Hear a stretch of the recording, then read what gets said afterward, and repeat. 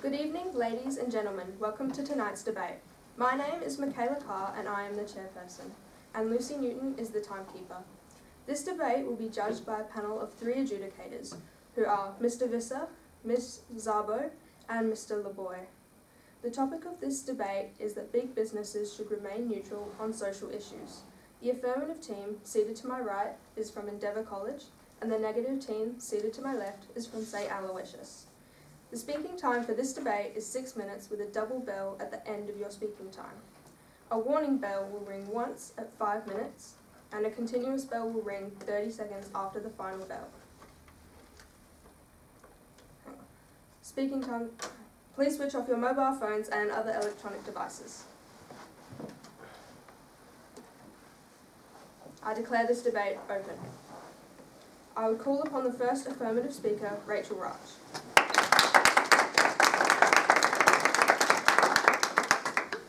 Good evening, ladies, gentlemen, and Madam Chairperson. The topic of this evening's debate is that big businesses should remain neutral on social issues. We, the affirmative team, believe this statement to be true, and tonight I will be telling you why. But first, I will provide a definition.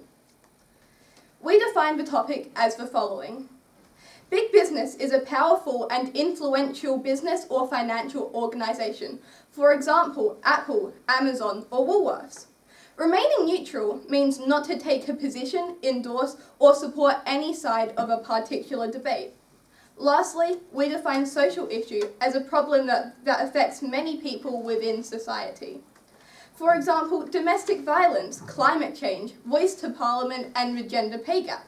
To summarise, large corporations or companies should avoid taking public stances or sides on matters that are significant to society, such as political, ethical, or cultural debates. This implies that these businesses should focus on their core operations and refrain from influencing public opinion or policy on social matters. Tonight, I will be discussing how businesses can show support in other ways. They would maintain their global appeal by remaining neutral, and the polarisation that could occur if a big business was to voice their opinions on a social issue. Our second speaker, Olivia, will be discussing how reducing the risk of customer backlash is important for a company, how they should focus on core business functions, and how taking stances on social issues risk hypocrisy allegations. Our third speaker, Alex, will be summarising our points for this evening. This brings me to my first point for the evening.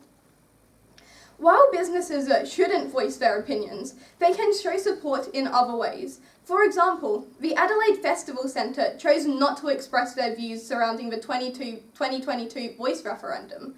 However, they still promoted the referendum and provided ways to be more educated on it. They showed support surrounding the campaign, but never voiced whether they supported it or not. They supported people in making their decisions, but still managed to remain neutral. A study written by Jane Erst from Stanford University discusses how many businesses show support to social issues without voicing their opinions. They help people become educated on social issues, but never express whether or not they support it. This attracts a diverse group of people. Businesses can show support to issues while not voicing their opinions, therefore should remain neutral. This leads me to my second point for tonight. By remaining neutral on social issues, big businesses would maintain a global appeal. For example, BHP, a large mining company that is known all around the world, have to manage differing opinions on climate change. Some countries believe that the climate and environment is the most important, whereas others believe that economic growth should be targeted. For compromise, they focus on making their operations more efficient and reducing their carbon footprint. They do not voice their opinions on the changing climate change policies, but instead compromise and try to make it align with everyone's beliefs. BHP have remained impartial, therefore appears more appealing to the stakeholders all across the world. Furthermore, globally, there are thousands of different beliefs on social issues. By remaining neutral, big businesses would avoid polarisation. In a study done by Dr. Lucy Moore from the London School of Economics and Political Sciences, It was proved that neutrality allows businesses to appeal to a wider audience. By not taking a firm stance, big businesses can cater to a wider audience, avoiding the risk of excluding or offending those who might have differing views. If big businesses remain neutral on social issues, they would maintain their positive global appeal. This leads me to my third and final point for the evening. Polarization is another large reason why big businesses should remain neutral on social issues. If a business was to push their beliefs surrounding social issues, some employees may not agree but feel pressured into conforming to these beliefs. This could lead to employees feeling uncomfortable or even quitting their jobs as they don't agree with the beliefs that their company is pushing. For example, Patagonia, an outdoor clothing brand, is committed to the environment and have a strong sustainable stance. Employees have quit because they did not feel as if their personal values surrounding the environment aligned with the company's. A study written by Thomas Reuter from Practical Law UK observed the principles for employers. It stated that employees should have freedom of expression and that complaints should be handled with care. It goes on to discuss how employees have no requirement to believe in the beliefs of the company. However, if a business was to support social issues publicly, the employees would be representing the beliefs that they disagree with. This shows that big businesses should not express their views on social issues. So, Madam Chairperson, ladies and gentlemen, in conclusion, big businesses should remain neutral on social issues. They would maintain their global appeal, they can show support in other ways, and polarization would occur. Thank you.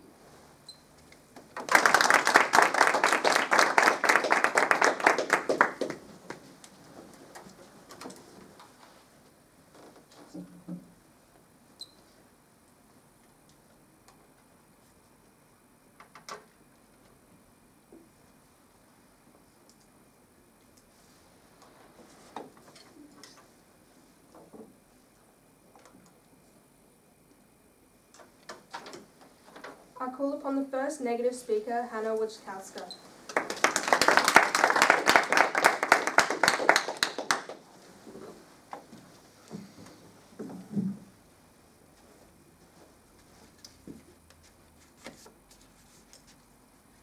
Good evening, Madam Chairman, ladies and gentlemen.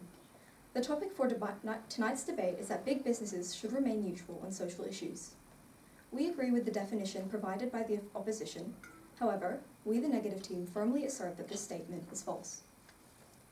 This evening, as first speaker, I will be discussing the responsibility that large, influential corporations have on speaking out about issues which directly concern the public, and the economic benefit of appealing to society's views.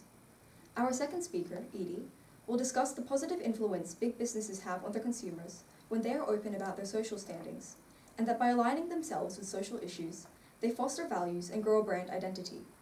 Finally, our third speaker, Jasmine, will rebut and sum up our team case. I will first begin with rebuttals. The first affirmative speaker has stated that remaining neutral avoids polarization.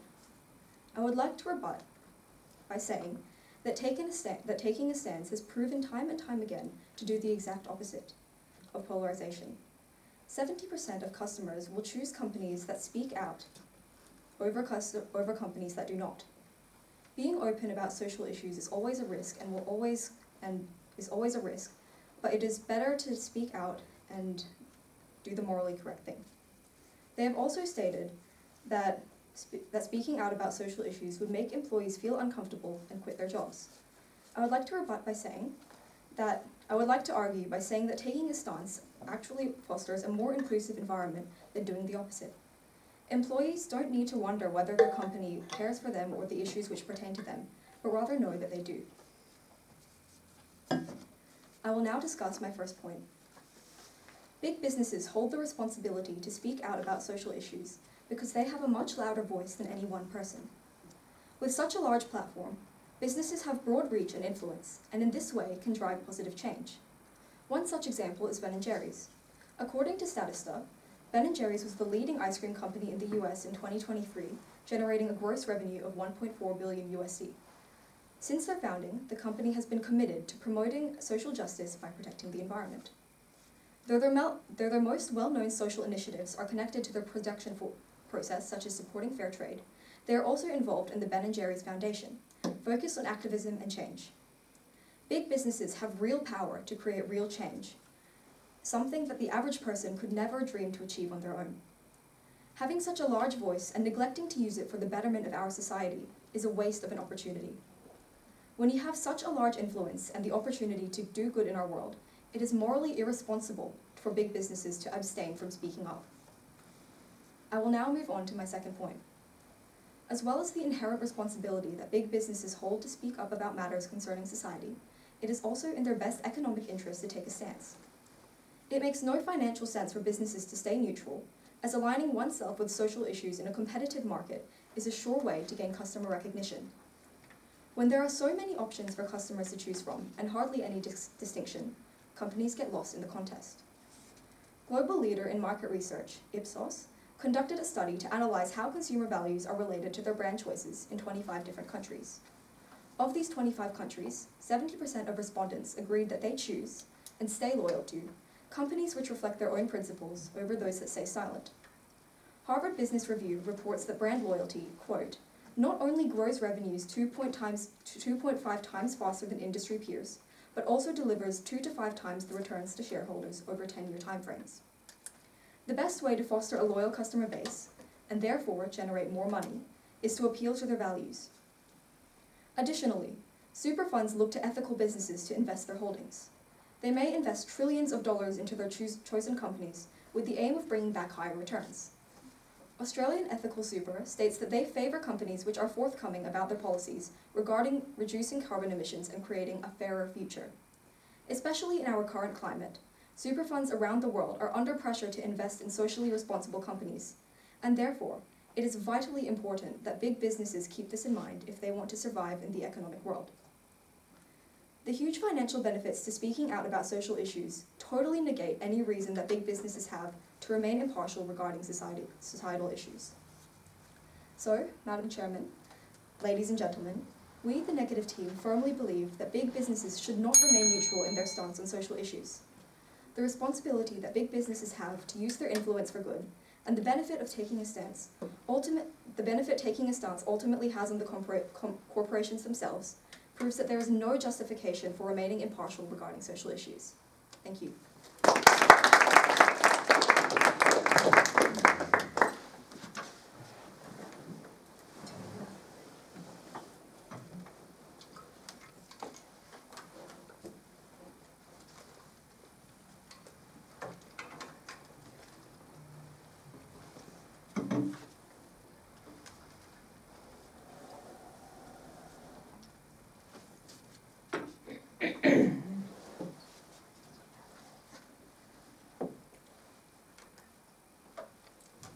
I call upon the second affirmative speaker, Olivia Vasilev.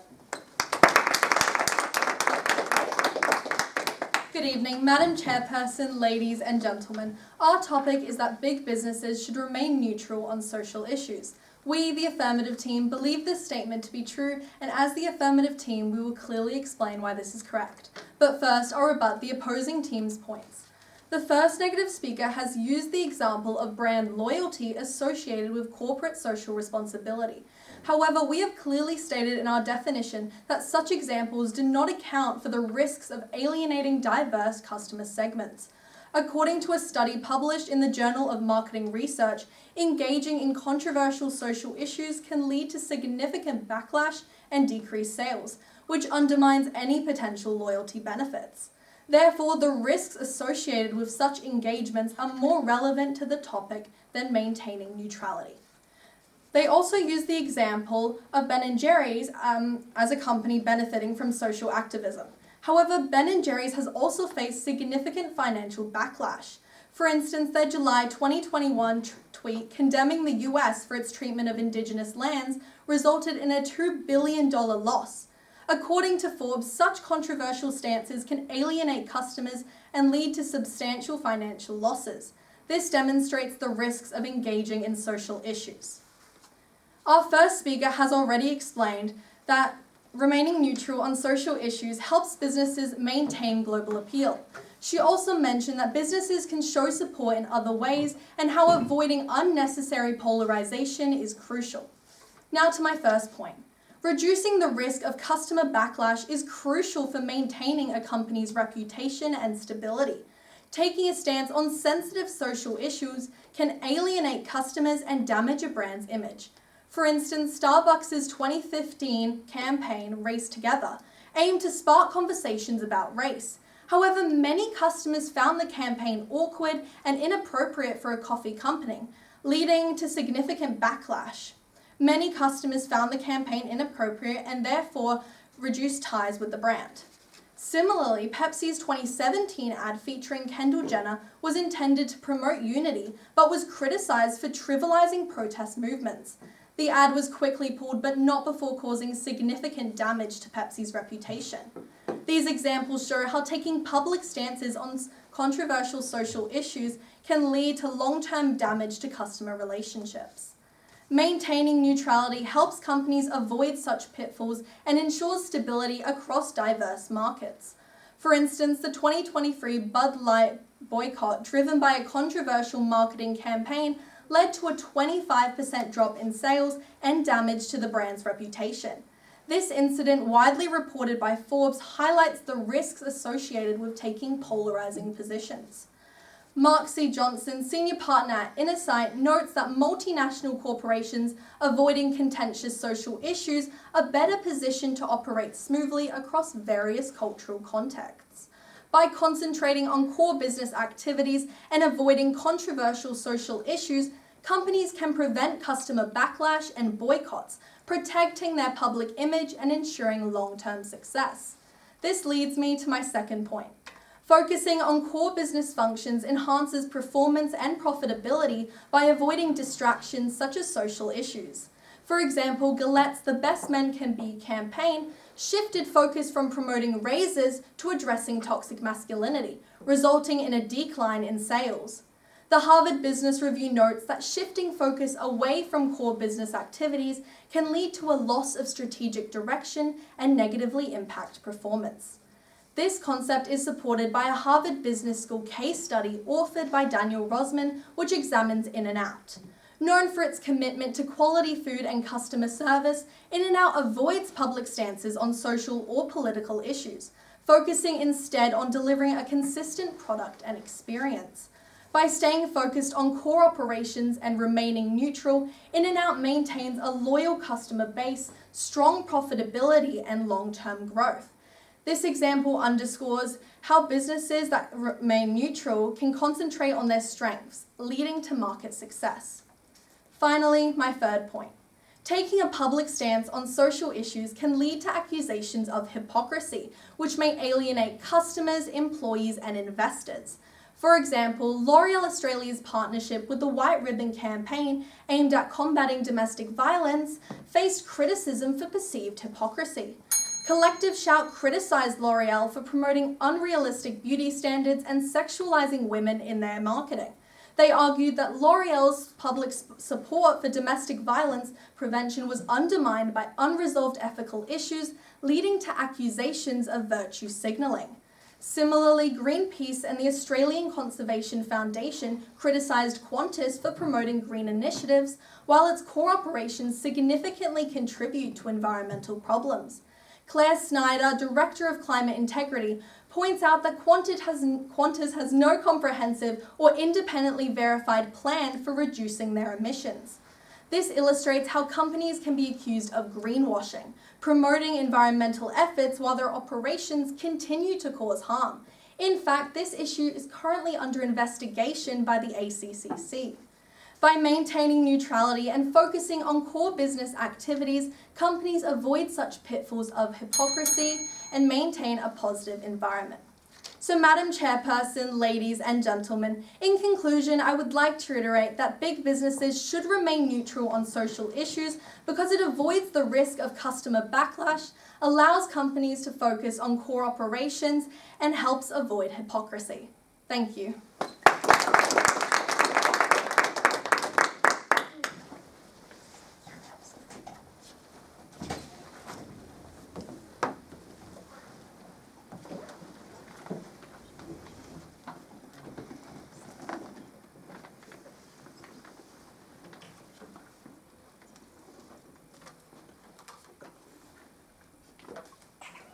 call upon the second negative speaker, Edie Starrett.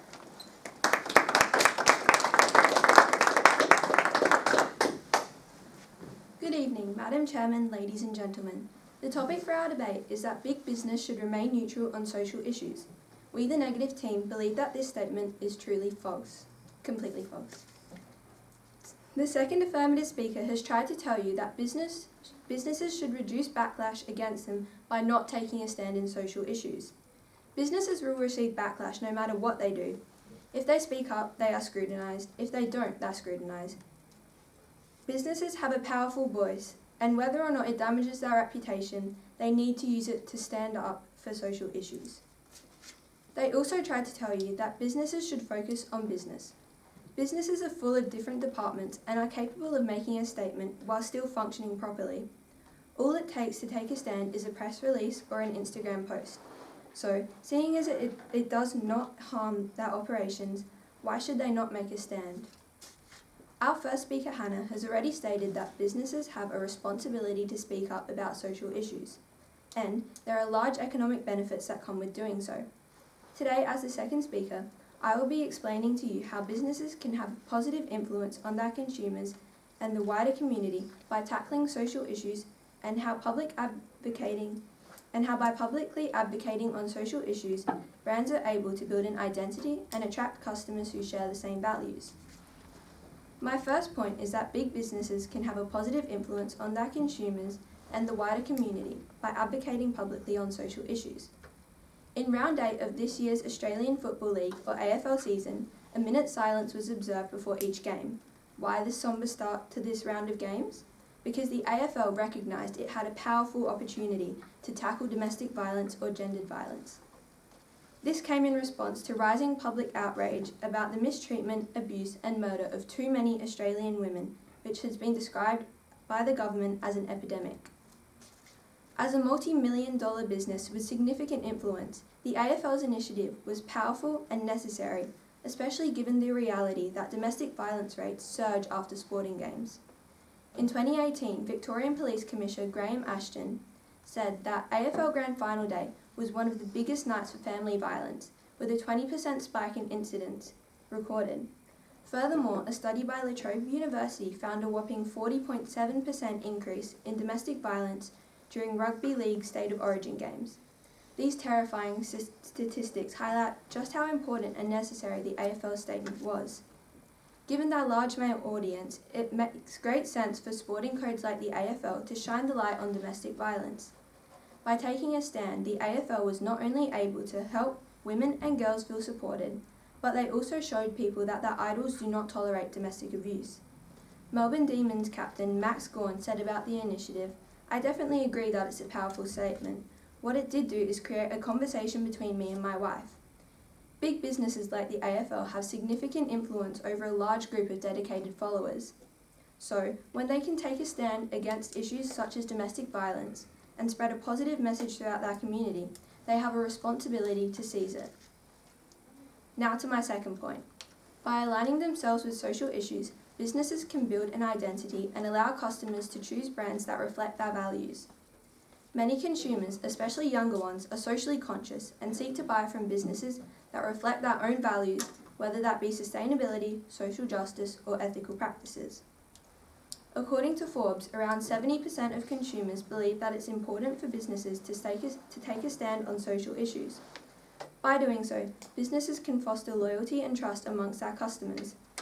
Patagonia, an outdoor clothing company, has always promised customers sustainable, environmentally friendly clothes which last a lifetime. In September 2022, owner Yvon Chouinard gave away his business to a charitable trust fund. As a result, any profit not reinvested into building the company goes to fighting climate change. According to the Financial Post, Patagonia averages a revenue of US $500 million a year, making it one of the leading environmentally responsible companies on this planet. The unwavering commitment to the environment attracts a loyal customer base who can clearly see what kind of brand they are supporting. In contrast, businesses that sit on the fence on social issues may fail to distinguish themselves from others and therefore undermine their ability to attract and retain loyal customers.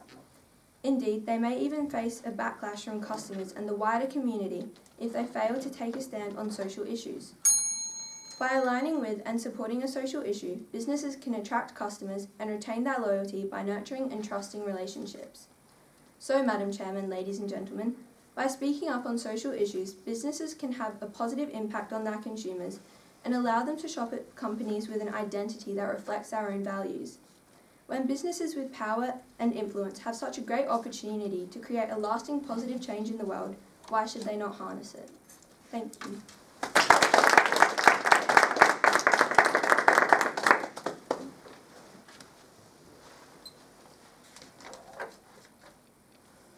I call upon the third affirmative speaker, Alex Feckner. Good evening, ladies, gentlemen, and Madam Chairperson. The topic of this evening's debate is that big businesses should remain neutral on social issues, and we, the Affirmative team, strongly believe this statement to be true. As the third affirmative speaker for this evening, I will be stating our team's summary. However, I will first be rebutting many of the negative team's points. The second negative speaker has used Patagonia's Don't Buy This Jacket campaign of 2022 as an example of a successful stance on social issues. However, while the campaign showed Patagonia's environmental commitment, it also carried severe risks. Research from the Harvard Business Review indicates that such campaigns can alienate customers and negatively impact sales. Moreover, a report from Forbes found that the campaign's message, while bold, could confuse customers and lead to financial risks. Thus, Patagonia's experience highlights the potential downsides of taking strong social stances, reinforcing why maintaining neutrality can be a more prudent approach for many businesses. The second negative speaker has also cited examples of financial gains from taking social stances. However, our evidence suggests that these benefits are often outweighed by the financial risks.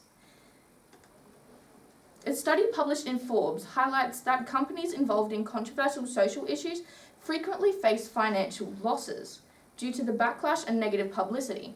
For example, Pepsi faced significant backlash from its 2017 ad featuring Kendall Jenner, which was perceived as insensitive. The negative publicity led to a significant drop in the company's stock price and damaged its brand reputation. The second speaker also stated that all it takes to make a change is a simple Instagram post. However, as stated by our second speaker, one tweet on Twitter by Ben & Jerry's lost them $2 billion, ruining their brand for possibly decades to come. The first negative speaker has used examples of enhanced consumer perception due to social activism. However, this can backfire if the activism is perceived as inauthentic or opportunistic. For example, Wells Fargo faced severe backlash for its public support of social issues while dealing with its own internal scandals. Studies from the Journal of Business Ethics shows that perceived inauthenticity can damage customer trust. Neutrality helps avoid such credibility issues by maintaining a consistent and genuine brand image. The first negative speaker has then used examples of enhanced customer trust due to social activism. However, our position emphasizes that such trust can be fleeting and contingent on the company's ongoing actions. A study from the Harvard Business Review highlighted that consumers often view corporate social stances as a marketing tactic rather than a genuine commitment. For example, Starbucks' Race Together campaign was criticized for being a superficial gesture rather than a meaningful contribution to social change. Neutrality ensures that customer trust is based on consistent and reliable business practices. The first negative speaker then argued that causes need corporate attention for proper funding and recognition. However, corporate involvement can backfire, as seen with Nike and PepsiCo, whose high-profile campaigns often led to controversy and overshadowed the causes. Research from the Journal of Public Affairs also shows that specialized advocacy organizations can raise awareness and secure funding more effectively without alienating stakeholders. Maintaining neutrality helps businesses avoid these issues and supports a more impact efforts and dedicated groups. The negative team has used the example of increased employee engagement and retention as benefit of taking social stances. However, we have clearly stated in our definition that neutrality can foster a more harmonious workplace by avoiding internal conflicts. Research by the Journal of Applied Psychology shows that neutrality can prevent internal conflicts and promote a more inclusive environment, thereby supporting overall employee satisfaction. Thus, the potential for divisiveness from taking strong publicity stances is more pertinent to the debate on neutrality. Moving on to my summary for this evening, our first speaker, Rachel, stated that big businesses can still maintain their social appeal without directly contributing to social issues. She also asserted how businesses can show their support in other ways, and the polarization that would occur if big businesses were to voice their opinions on these social issues. Our second speaker, Olivia, emphasized the need to minimize the risk of customer backlash and stated that companies should focus on their core business functions over social issues. She also stated that taking a stance on social issues could lead to accusations of hypocrisy. So, ladies, gentlemen, and Madam Chairperson, for the reason that my team and I have stated this evening, I'm sure that you can now clearly see why big businesses should most definitely remain neutral on social issues. Thank you.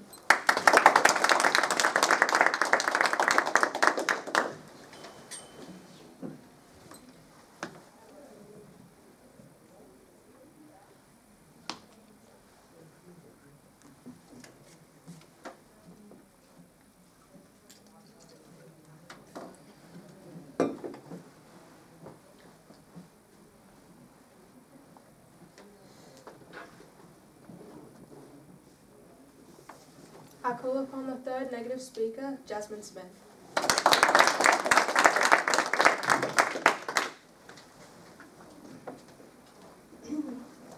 Good evening, Madam Chairman, ladies and gentlemen. The topic for this debate is that big businesses should remain neutral on social issues. We, the negative team, believe that this statement is false. I will begin by rebutting the statements of the opposition. The opposition suggests that when companies remain neutral, it prevents conflict and drama that could threaten sales. However, choosing to remain neutral is the same as staying silent about a social issue. Even by not saying or doing anything, it still counts as a choice. So when businesses remain silent on social issues, it actually does more harm than good and leaves it up to the imagination of the people to what social stances companies take, often leading to misconceptions and rumors that are ultimately bad for business. The second speaker of the opposition tells you that by being neutral, it can reduce the risk of backlash from the public. However, backlash shouldn't be a concern for big businesses as they are already financially stable. Instead of being afraid of people who are afraid of change, big businesses should aim to use their voice for the greater good of our society and spread social awareness on issues such as domestic violence, as stated by our second speaker, Edie. The opposition of the second speaker states that big businesses should focus on their sales and product and not social issues. This is true, however, it is becoming increasingly important now more than ever for big businesses to consider their social standpoints. As in our modern world, consumers are more educated and are more attracted to products that support issues like human rights and organically sourced products. If businesses want to make money, they need to cater to society, as consumers are what ultimately makes a business successful. Furthermore, there are many super fund investors, such as Australian Ethical, who hold billions of dollars and specifically look for companies who actively advocate for social issues. These are just some of the reasons businesses should support social issues, especially if they want to build their wealth. The first speaker of the opposition tells you that supporting issues can still be done without vocalizing it, and if they do not vocalize it, therefore they are remaining neutral.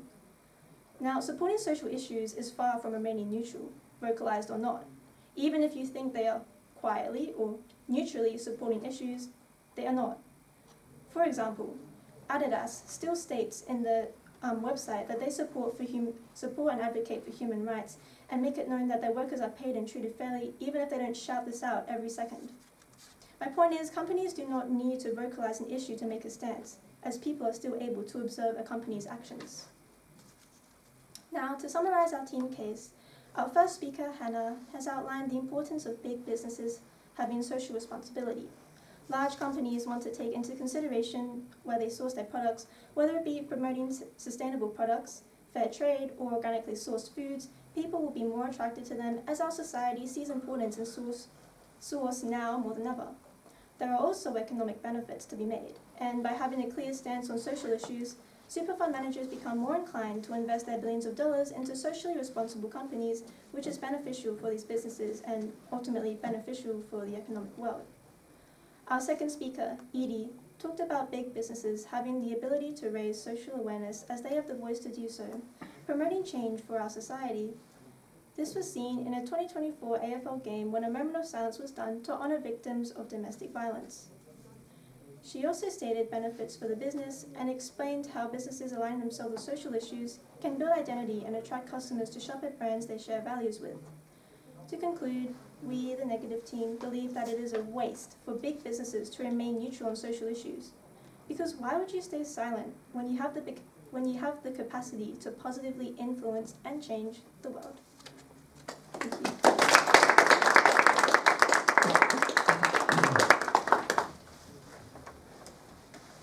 While the adjudicators finalise the result, I will read this evening's chairman's notices.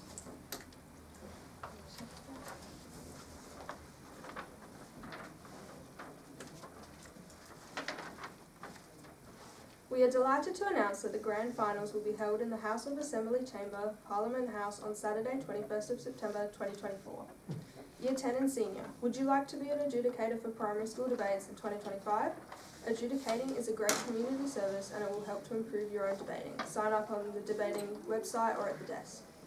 Topic and side information for the semi-finals will be available on the debating essay website from tomorrow morning. Please be sure to check your side and debate time information carefully. Debates will be held here at the same venue next week.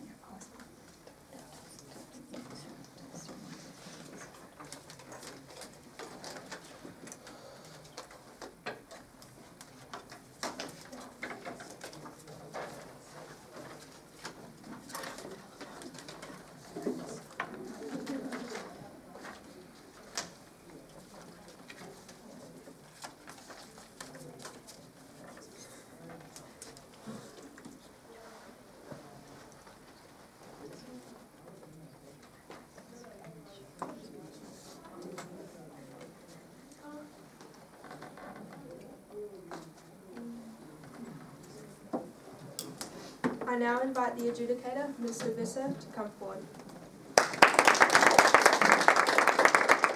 Would you stand here? Perfect.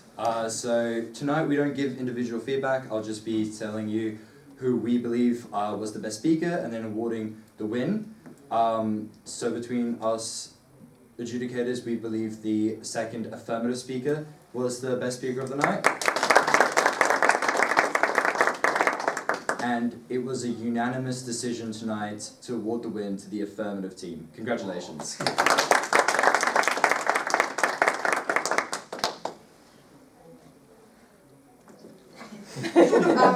I call upon a member of the runner-up team to give a vote of thanks.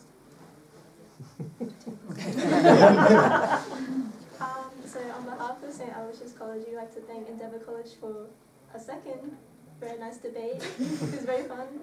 We enjoyed it and it was we got civil. Thank you. I call upon a member of the winning team to second that vote of thanks. Thank you everybody who came here tonight. Thank you the adjudicators, the timekeeper and the chairperson, and of course you guys. You guys were incredible. Definitely, this was really close and really hard, and I think we learned a lot. Thank you.